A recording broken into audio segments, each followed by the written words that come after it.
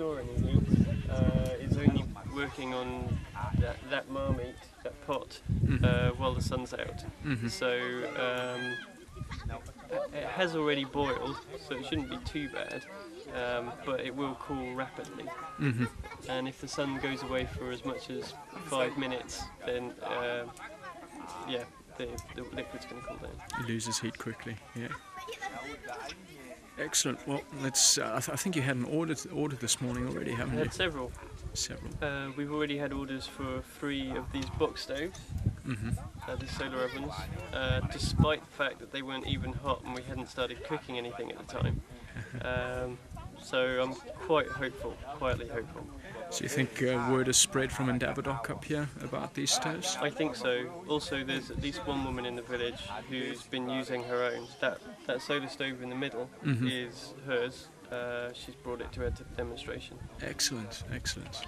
So it does seem that you're getting support from the villagers on this one already. Yeah, I don't entirely understand everything that's been said, but I'm pretty sure there's been some mickey taking because of the sun going in. But at the same time, they do seem to be interested in the solar stoves. Fantastic. The meal cooked well despite the intermittent sunshine.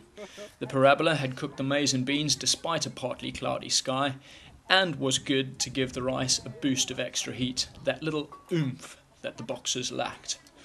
The solar ovens had worked their gentle magic on the fish and tubers though. Jokes aside, the villagers were eager to get a taste of the results of the morning's labours. They were not disappointed.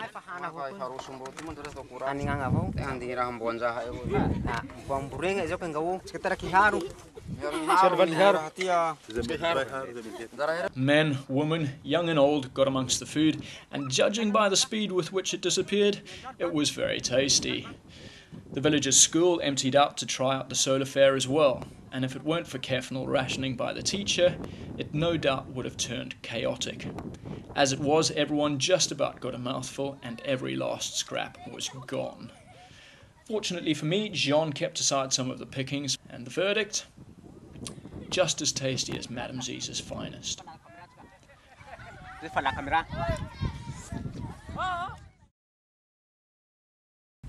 An unfavourable breeze prevented us returning immediately to Indaverdock, but gave me the opportunity to head away from the shore where the fishing boats were launched. Inland, I could appreciate the spiny forest and its rich variety of animals and plants.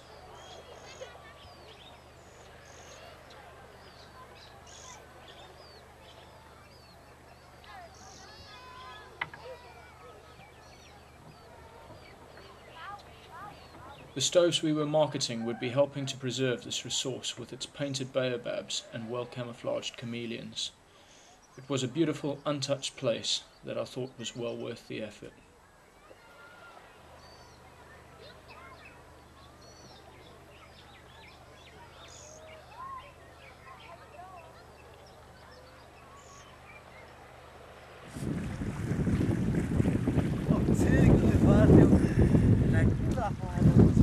After waiting another night for the wind to turn, we set out for the return journey early the next morning.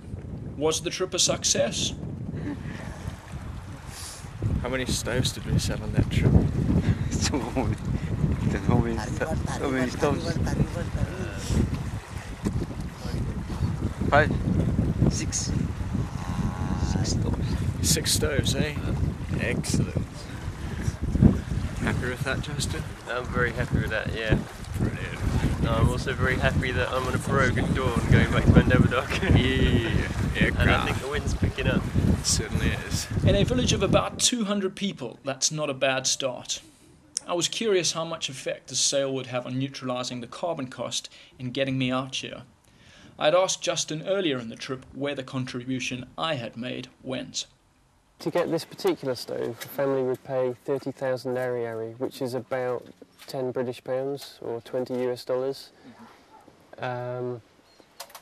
The solar ovens are a little bit cheaper. They're 22,500 ariary, so about a third less.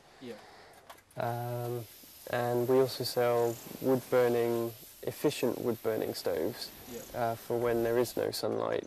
And they cost about 6 or 12,000 ariary, so about £5. Fantastic. So that brings it within the reach of the villagers over here. Yes, the prices here are specific to Volundriac, specific to this area of the coast. It's not an affluent area. Until a few years ago, people were subsistence fishers. Now they sell their catches to some companies who come here, but they still don't make a lot of money.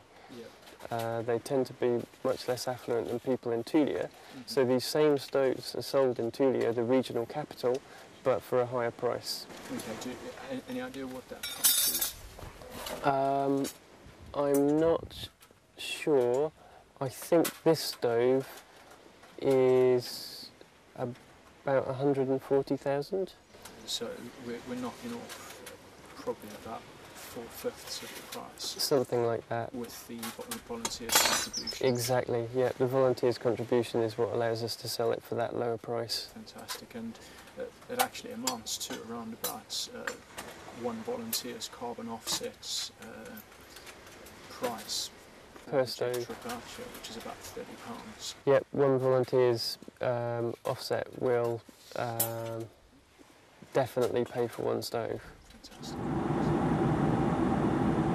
So the contribution I made for my trip from London to Indavidoc has subsidised one of the stoves bought by the villagers in Bavatu. That stove would offset the carbon I had produced by firstly allowing a family to cook with less wood and therefore produce less carbon. That also means that more live wood stays in the forests of Madagascar.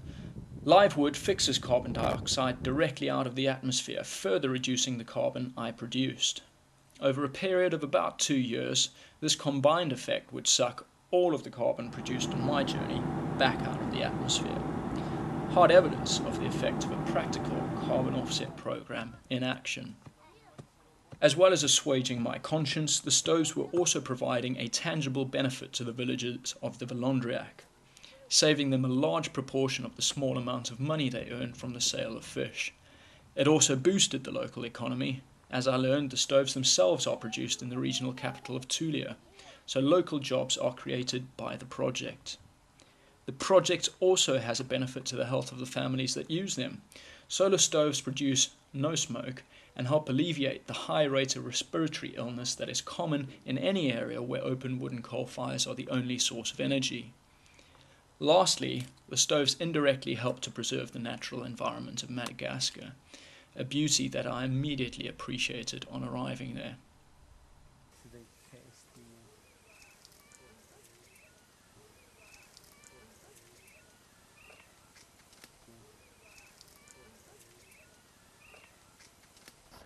So was I content with the carbon offset fee that I had paid and what the money had achieved? More than happy.